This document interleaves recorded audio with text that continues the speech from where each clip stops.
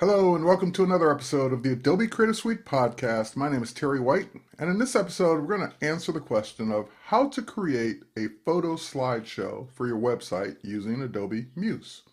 As you know, Adobe Muse is part of the Creative Cloud, as well as available as a separate subscription for creating websites without having to write code.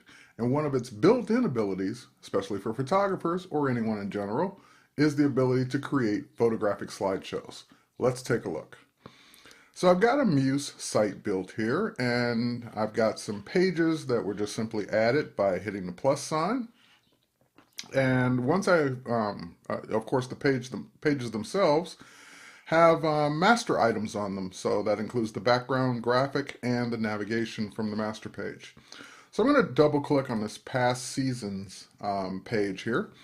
And although the slideshow I'm going to build has really nothing to do with past seasons, I'm going to show you the process. So the first thing is that, of course, you have to have a page to put the slideshow on. I would also recommend that you figure out the size of your photos. And Muse will do all this for you, but it's probably better that you determine what your biggest size will be. And more importantly, that you go into Photoshop and use the Save for Web feature to downsize those images to that size.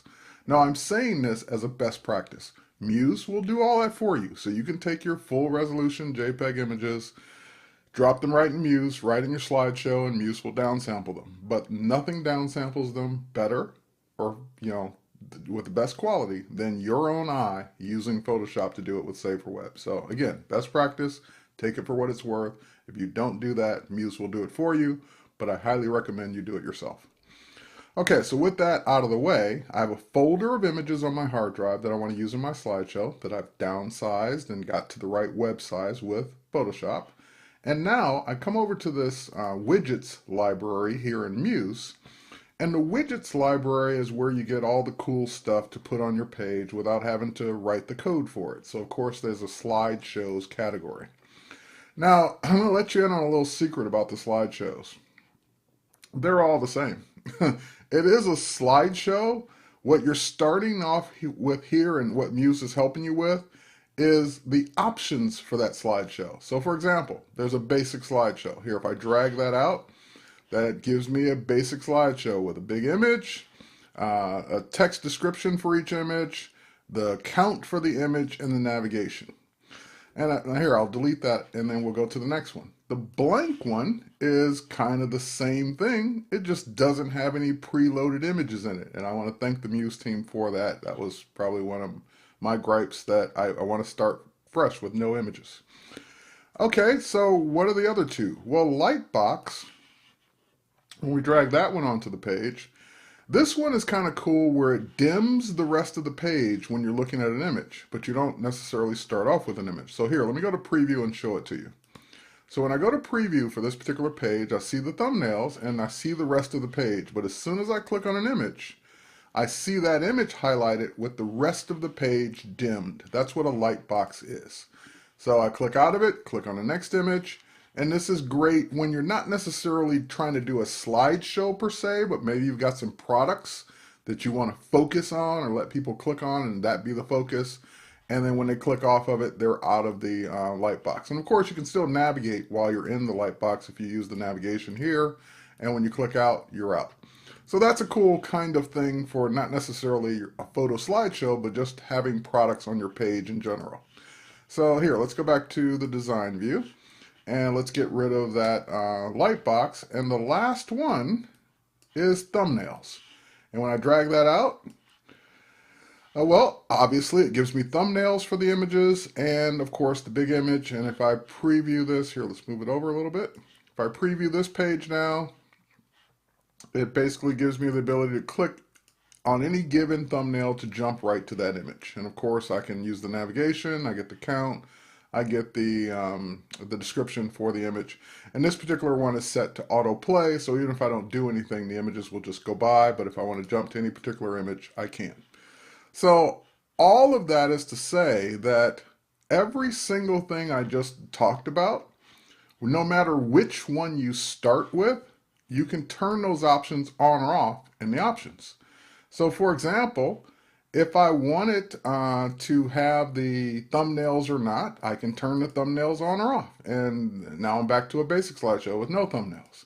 If I don't want the counter, if I don't want the captions, I can turn those on or off as well. If I want a light box, I get a light box now. So it doesn't really matter which one you choose because you have all of the options available to you no matter what. Again, Muse is just giving you those four choices or as a starting point. So if you know, for example, I know I want to start with a blank one, I can start with a blank one without having to manually go and delete the images. And then I can set up whatever options I want. So that's exactly what I'm going to do. I'm going to click out of the options. I'm going to delete the one off the page that I put there. And I'm going to go ahead and start with the one that I usually start with, which is the blank one. Now again, you are going to determine based on this frame here, I just clicked into it, what size your images are going to be. So you can set that up first and then go make all your images that size, or if in Photoshop, or if you don't want to do that, you can just set it up. When you load the images in, Muse will size them to that size anyway. But again, I prefer the Photoshop optimization over the Muse optimization. Okay, so now that I've got my blank slideshow, how do I get my images in? Well, you can do it one of two ways. You can go to File and Place, and you can go find your images and select multiple images and place them in. Or the easier way probably is just to use the little flyout menu here and say Add Images, and that will do the same thing. It'll take you to your hard drive. You can go find the images you want. So I'm going to grab the first few images here, let's say down to 1994. These were from my CS6 tour stop in Santiago. And I'm going to go ahead and select those images, and those images will all start to load in. So they've loaded in now, 8 images have loaded in, and I can now start to configure my options. So for example, I know I don't want a counter. I don't really care about, knowing the number of images there. I also don't really care about any captions. I don't have any captions in the metadata to pull from anyway. So let's just go ahead and go with that. So I have a simple navigation. I have it set to do a fade. I have it set to do an autoplay by default. It will fit the content proportionally to the size of the frame. This is Muse doing the scaling for me. And of course, the thumbnails, if I were using thumbnails, to fill those proportionally as well. So now if I click out of this and press my preview button here, I can preview my slideshow. And again, if I don't do anything, it should just autoplay. And it's working. Okay, great. I forgot I had those 2 images in there. Okay, so now that's a good example. Let's say I wanted to take out one of those extra images. I had a duplicate there. So let's go back to Design View. And the easiest way to do it, I could, I guess, navigate to it and find it that way. But I like to do it this way. I like to actually just go in and temporarily show my thumbnails, even though this slideshow won't actually have thumbnails. Find that photo I don't want, click on it, and delete it. So that way I can visually quickly grab the thumbnail I want, see the full image, and then when I'm done, I can just simply turn off thumbnails. Now the other thing I noticed is that when the image didn't fill up the frame, we got this kind of dark gray behind it. So if I click one more time, click, click into the actual frame, I can say that I don't want this frame filled with a color. Just make it transparent. That way my images, when they don't fill the frame, I won't see this kind of border on the top and bottom or this letter boxing or pillow boxing around the images. So now if we preview this, we should have the one less image. We shouldn't have the extra gray around the image when it doesn't fill the frame. And that's great because some of these images are different proportions, different sizes. And that's working. It's doing exactly what I wanted to do. So that's how easy it is to do a slideshow in Muse. Now I'm going to give you one extra tip. Let's go back to design. And I'm going to change 2 things here. First thing I'm going to change is I'm going to go to this and I'm going to choose that I want, instead of a transition of a fade, I want a horizontal swipe. In other words, I want the images to go by horizontally. And if I do that, here I'll preview it just to show you what that looks like. Just going to swipe from probably left to right or right to left. There we go. It just swipes to the next image inside the frame. But if we trick it, or we can use this little tip here, if I select the actual frame that contains the images, and I make that frame wider. Now, of course, it's affecting the size of the image right now. We're gonna change that. And I'm gonna zoom out. So I'm just pressing Command minus on my Mac keyboard or Control minus on your Windows keyboard to zoom the page out so I can basically extend the slideshow off the page.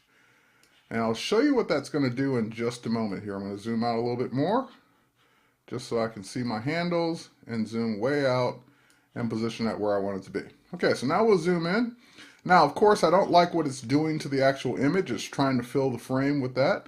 So I'm just gonna right click on the actual frame and say fitting. I'm gonna go back to fit content proportionally. In other words, show me the entire image in this new long rectangle.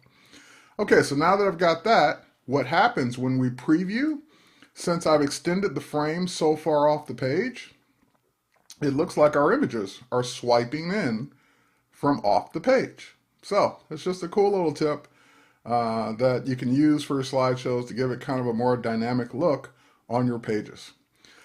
So once you're done loading your images, you can always, of course, add more images just by getting to the controls, which I've got way out here.